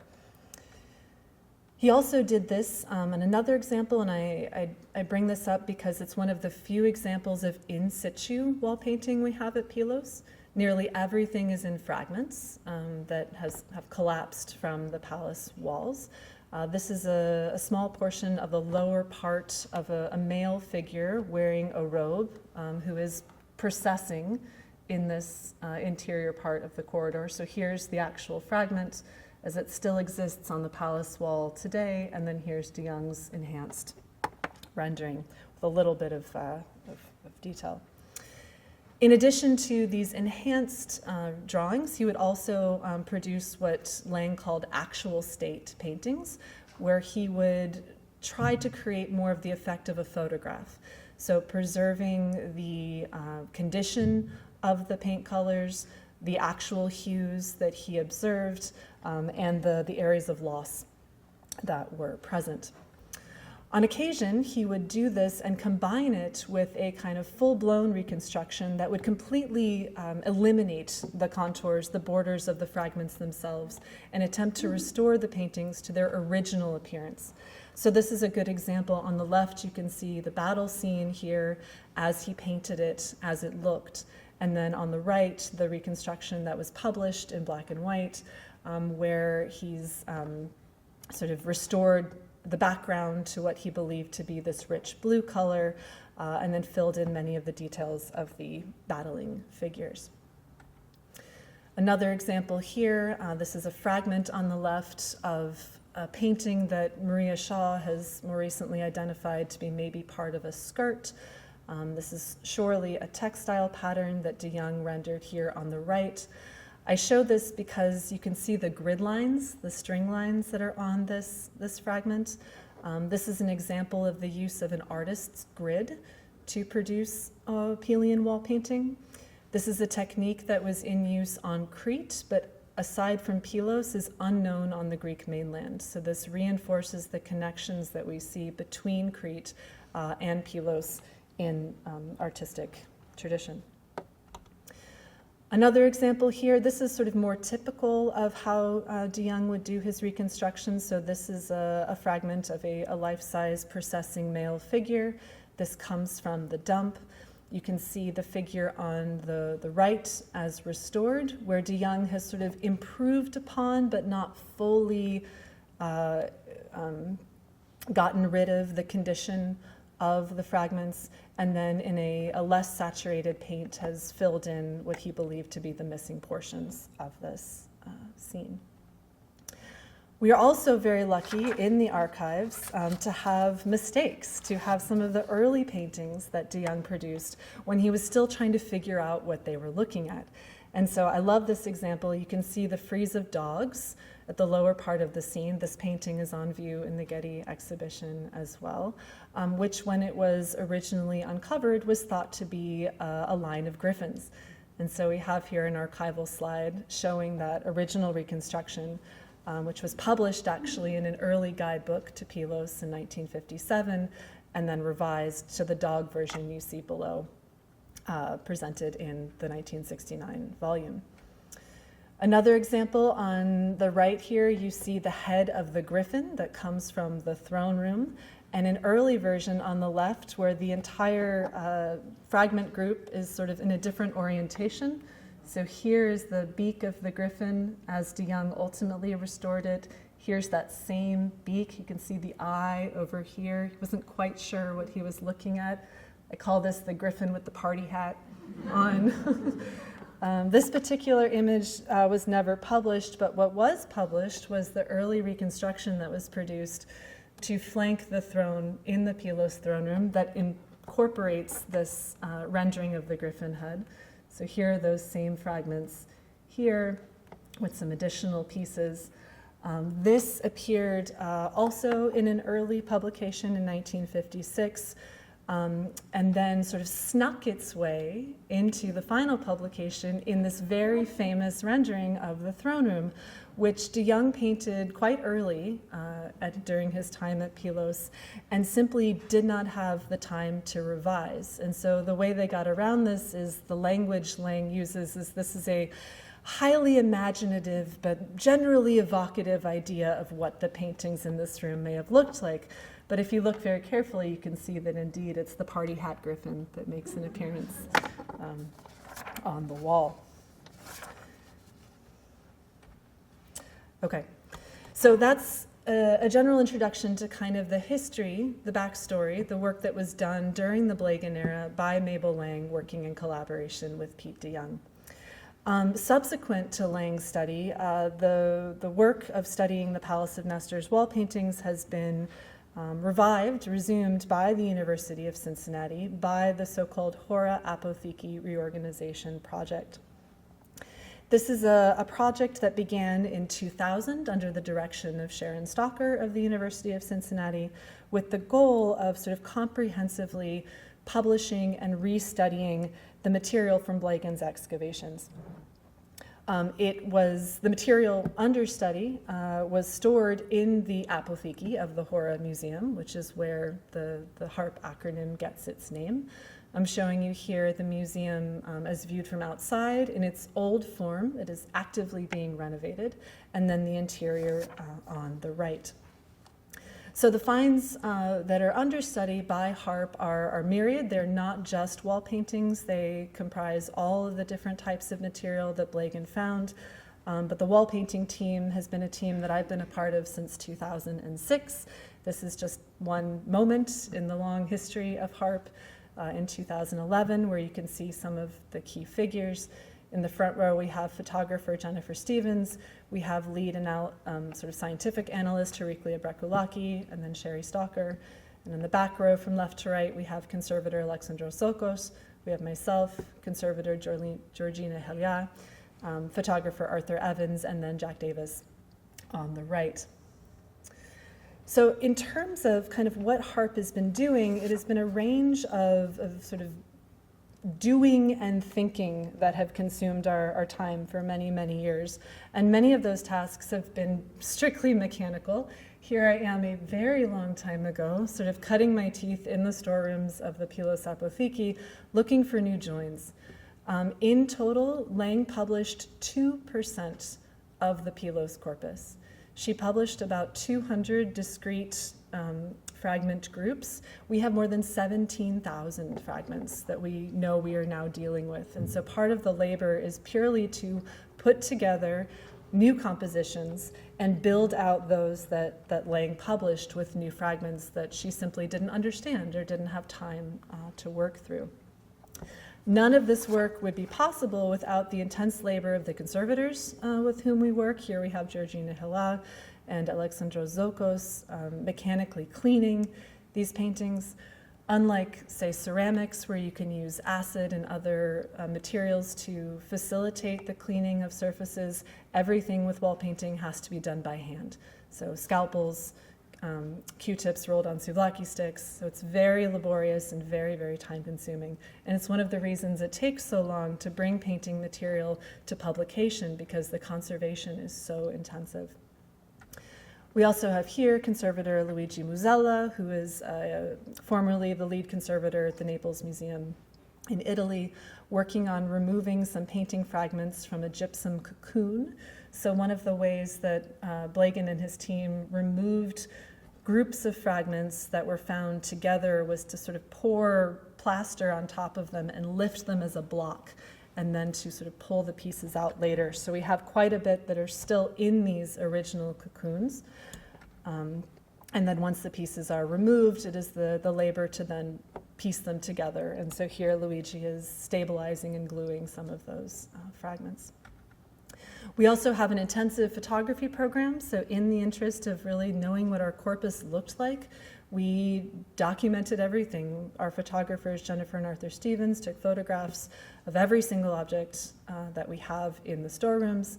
Artist Rosemary Robertson has been involved in the illustration of this work, and then I also have been doing quite a bit of drawing, working together with her. So I now want to move on and talk a little bit about the sort of more technical things that we've been doing. Our technical analyses at the Palace have really focused on the technique of painting and the identification, characterization of the colors of the pigments that are being used. We've also looked intensively at the iconography. We've done this by looking at individual fragments, by looking at motifs that recur through the palace, and then looking at sort of full room decorative programs. One of the most exciting things that we've discovered is evidence for Asako painting in the Bronze Age world. For a very long time, it was believed that this was all true fresco, and indeed there is some buon fresco in the corpus, but it was always suspected that there was Asako work as well. But what Heraclea has done is to actually detect the binders that were used to adhere the pigments to the wall. And so we have chemical analysis that has demonstrated trigacanthicum and egg, which builds out our picture of the techniques that are being employed. Here's Heraclea also taking some photomicrographs. Some of the work we're interested in is the sort of how paintings were produced. So this involves looking at the layers of paint, the applications of pigments. Here's some results of those studies. And then also thinking about new programs. This is also on view in the Getty show. This is the Pylos Archer, which was actually painted by de Young, but somehow didn't make it into Lang's publication. And so we kind of rediscovered it, have subjected it to many different types of analysis.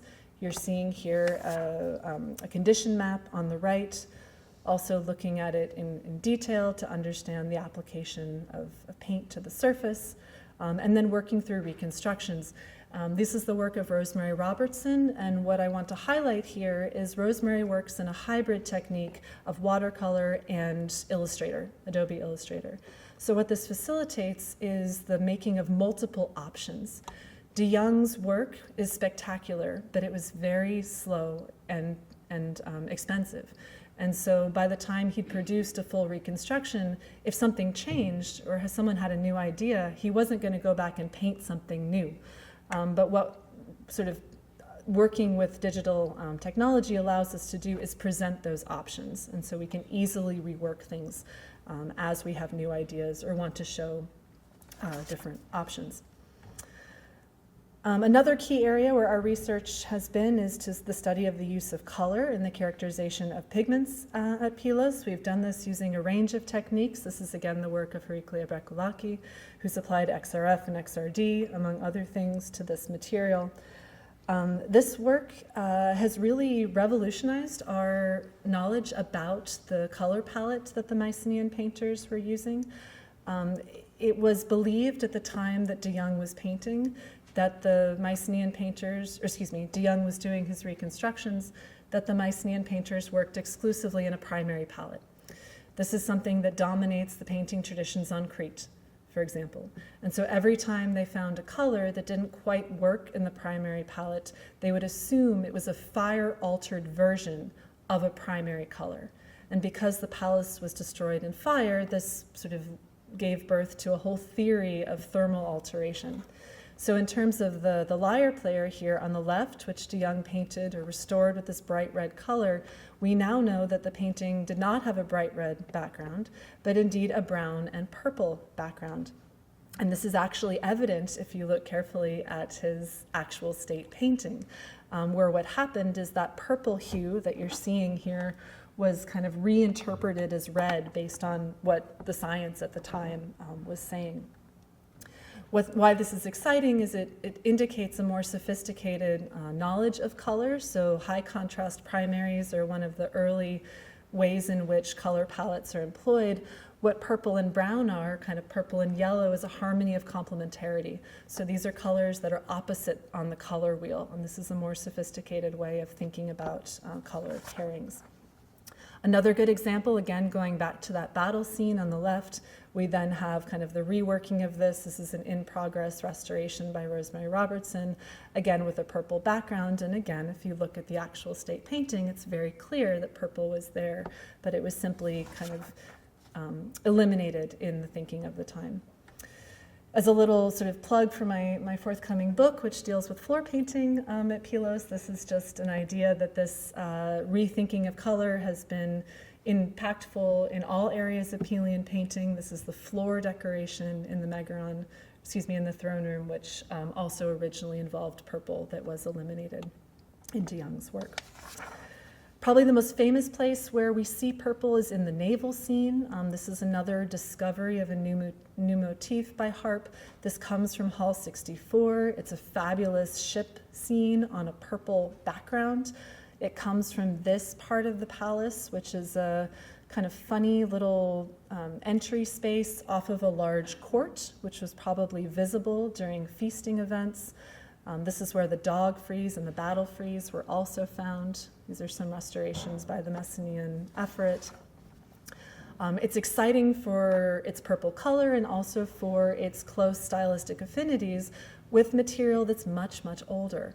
So these are paintings from Akrotiri, from the sort of mid-15th mid-16th century here on the top, and then we have material from the mid-13th century below, so we're looking at about a 300-year gap. What is specifically close are the crescentic shapes of the hulls, which have become kind of out of fashion on the mainland elsewhere at this time. And here's another ship also that I was able to identify that goes with that same pairing, where we have a decoration of Argonauts on the hull of the vessel, which is very similar to the animal decorated hulls, again, that we have at Akrotiri. So very quickly, I now want to just say a few things about the future work that we're planning to do at Pylos. So one of the big questions in Mycenaean art right now, especially in the 13th century, is thinking through this issue of koine. So we have this phenomenon where there's a lot of the same thing happening at different palaces across the Mycenaean mainland. There seems to be a set repertoire of images that are recycled. They all look a little different at each site, but it's the same basic themes. We have large-scale processions of women, we have battle scenes, we have hunting scenes, we even have ship scenes. And one of the big questions is why this is happening. Is this a form of pure polity interaction where people are simply kind of copying each other because it's the fashion?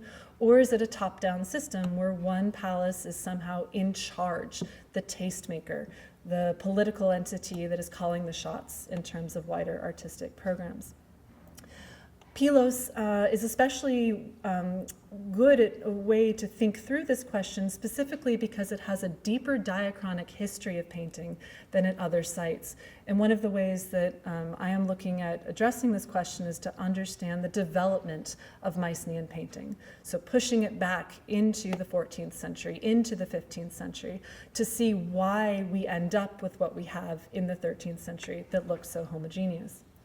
What we have at Pylos, in addition to paintings that were on the walls of the palace at the time of its destruction, is material that was stripped from the walls at earlier points in time and deposited in dumps, like the Northwest Slope dump, and sometimes reused as architectural material, so as filler for the walls that were being constructed in the final palace. We're also very fortunate to have a new influx of material. We didn't need more than 17,000 fragments, now we have them. During the construction of the shelter that Effie showed as well, that was completed in 2016, we were fortunate to participate in the excavation that preceded that, where we got to dig the holes for the pylons for this structure. And because pylons are mathematically placed, you cannot budge them around, we got to punch through a few floors, which we wouldn't otherwise have been able to do, which gave us some nice, new, deep, sealed deposits. And from that material, we were able to extract 4,000 new fragments of wall painting, much of it lifted in these blocks. I'm showing you here some field sketches that I produced of some of the finer pieces from this collection, just some details, things that, again, look very Minoan in many ways. And then I'll leave you with this image. These are, at the moment, the oldest wall painting fragments we have on the Mycenaean mainland. They are in contexts that date back to the beginning of the Neopalatial, so this theory of the Mycenaeans kind of being late to the game of painting, following in the footsteps of the Minoans, may not hold up. So there's a lot of work to be done, there's a lot of potential, there's a lot of material, and I'm grateful for your attention. Thank you.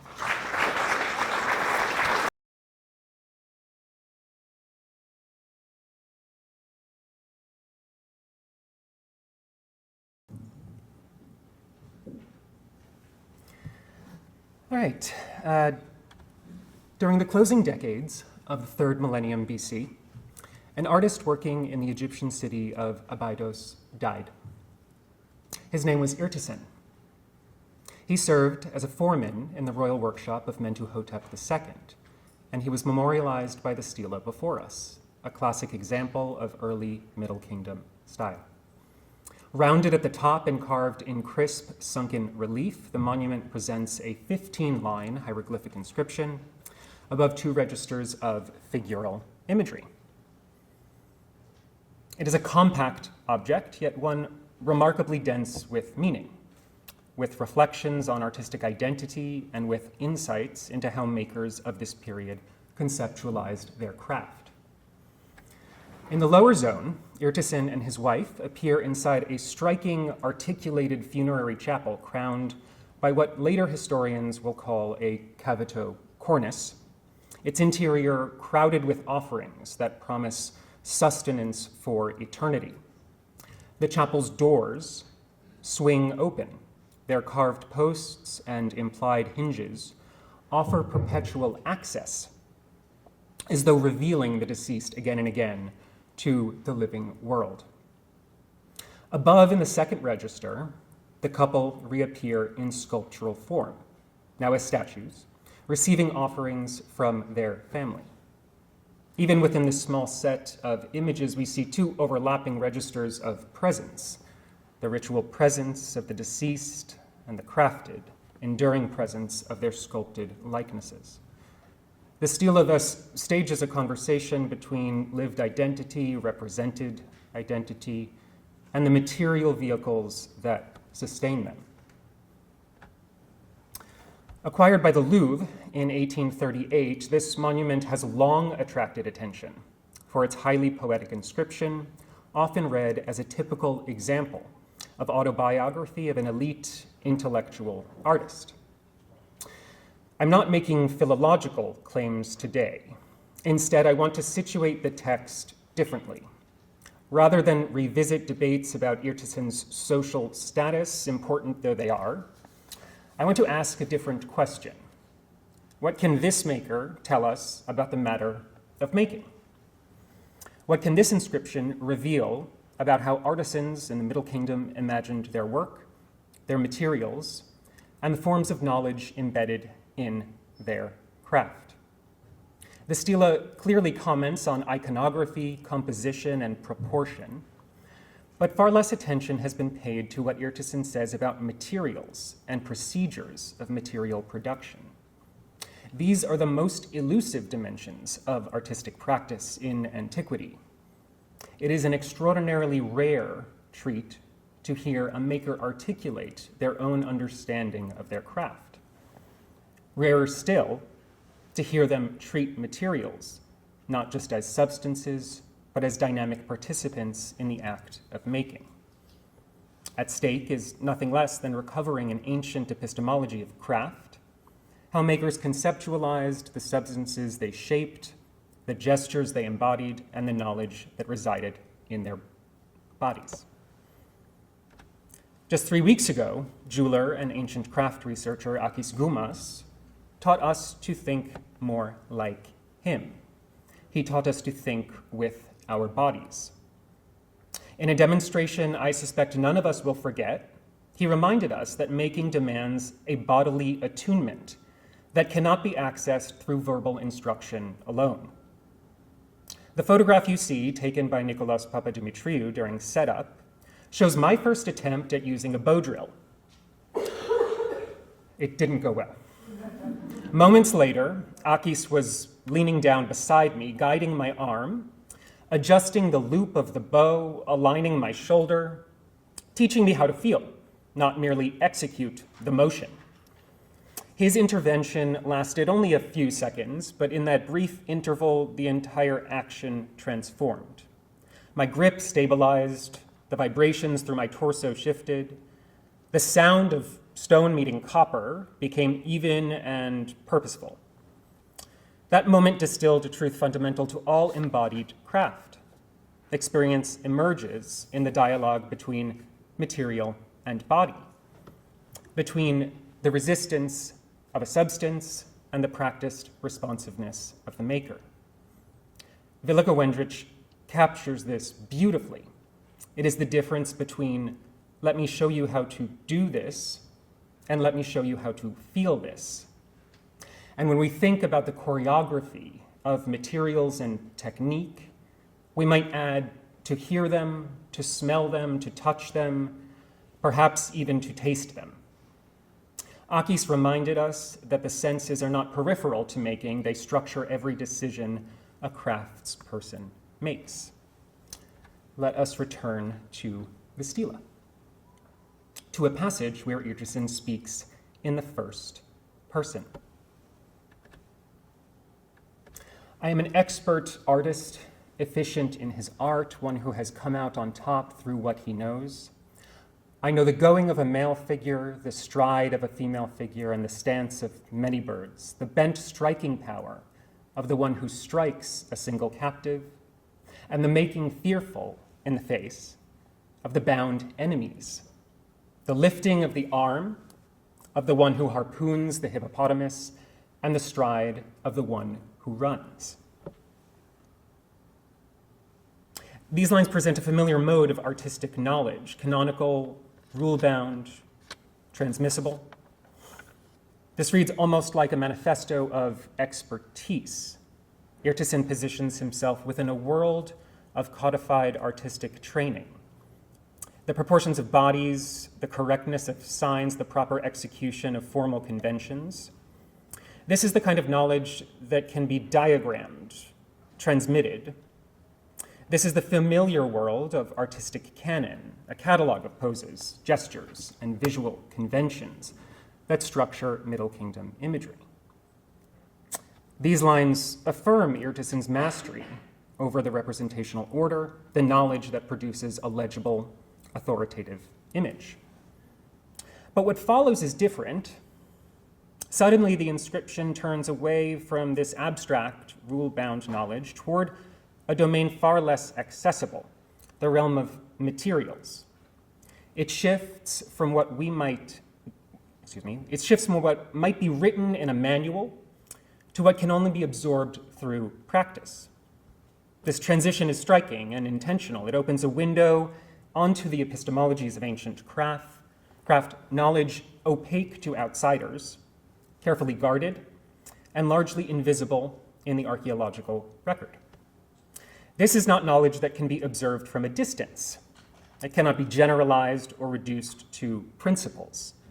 It is acquired only through bodily engagement with materials that act, react, and transform. It is here that we meet Artisan the maker.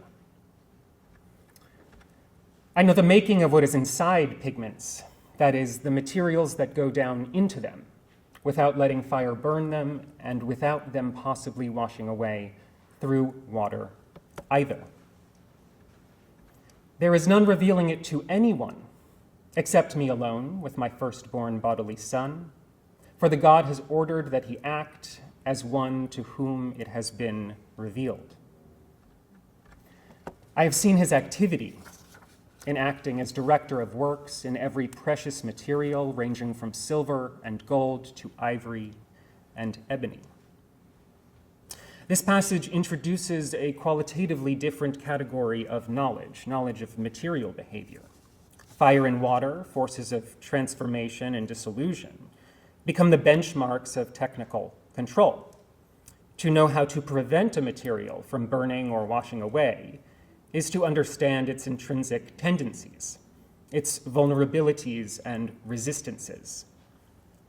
This is knowledge that emerges from handling substances, managing transformations, and coaxing material so that it keeps its shape. Materials here are not passive, they are active forces with internal behaviors that the maker must learn to anticipate and shape. Again, I know the making of what is inside pigments, that is, the materials that go down into them without letting fire burn them and without them possibly washing away through water either. With pigments, the inscription becomes even more explicit about the stakes of technical expertise. Recipes are not simply lists of ingredients, they are the accumulated residue of experimentation. They are records of trial, error, and adjustment. To know how pigments behave under fire or water is to know their properties intimately. Durability becomes the measure of successful making. A pigment that endures, that resists dissolution, confirms the maker's mastery over both material and process.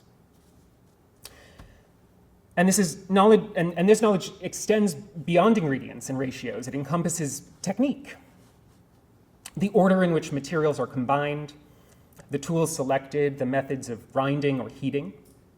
Such knowledge must be felt sensed, experienced. It is learned through bodily repetition. And he continues, there is none revealing it to anyone except me with my firstborn bodily son, for the God has ordered that he act as one to whom it has been revealed. This is perhaps the most revealing aspect of the inscription. Technical knowledge is framed not as professional training, but as lineage. It is embodied, restricted, and divinely sanctioned. The transmission of craft is genealogical. The heir is a bodily son, not simply an apprentice. What Irtison describes is a worldview in which the most advanced forms of craft knowledge cannot be fully captured in language. They resist such generalization. They require flesh-to-flesh transmissions, and the secrecy that follows is not an added feature of the workshop, but a consequence of the nature of the knowledge itself. And he ends, I have seen his activity in acting as director of works in every precious material, ranging from silver and gold to ivory and ebony. The inscription concludes by grounding this inherited knowledge in the concrete world of precious materials, gold, silver, ivory, and ebony. Each demands its own repertoire of gestures, tools, and sensibilities. Gold is malleable, endlessly workable, but difficult, capable of stretching thin without breaking. Silver behaves differently. It becomes quite brittle when it is overhammered. Ivory carries an oily hardness. It cuts with resistance and splinters if it is mishandled.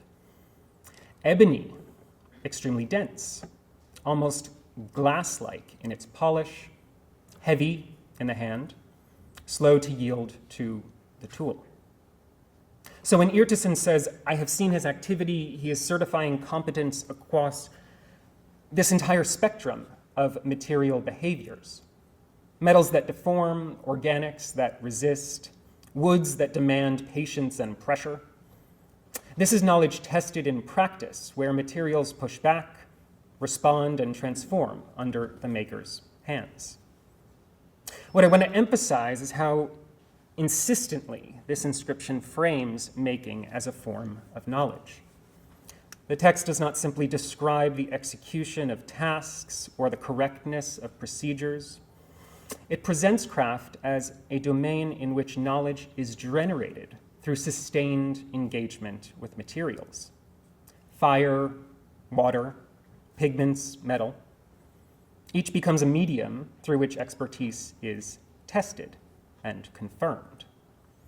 What emerges is an account of craft grounded in responsiveness, knowing when a material begins to change, how it resists, how it can be stabilized, how it signals its limits. This kind of knowledge is empirical in the most literal sense. It is acquired through touch, through repetition, and the sensory cues that only long practice can register. By drawing attention to these processes, the inscription gives us rare access into the internal logics of a workshop, to how makers conceptualized the interplay between substances and the gestures required to work them. It allows us to see technical knowledge not simply as a set of procedures, but as a way of thinking through materials, one that is cumulative, embodied, and deeply attentive to the behaviors of matter itself. What I hope this inscription shows is that craft knowledge in the Bronze Age was not ancillary to artistic production. It was at its core. It reveals an understanding of expertise that is simultaneously intellectual and embodied, transmissible and restricted, material and metaphysical. Irtison reminds us that making was a form of thinking, an embodied, inherited material mode of thought. And when we set his words beside the lesson Akis Gumas offered only weeks ago, the point becomes even clearer. The deepest forms of knowledge reside not in rules, but in practice, in the ongoing dialogue between bodies and materials. Attending to this helps us understand what it meant to be a maker in the Bronze Age. and what is at stake when we try to recover that world, the fragility of knowledge, the intimacy of training, the interdependence of mind, body, and matter. Thank you.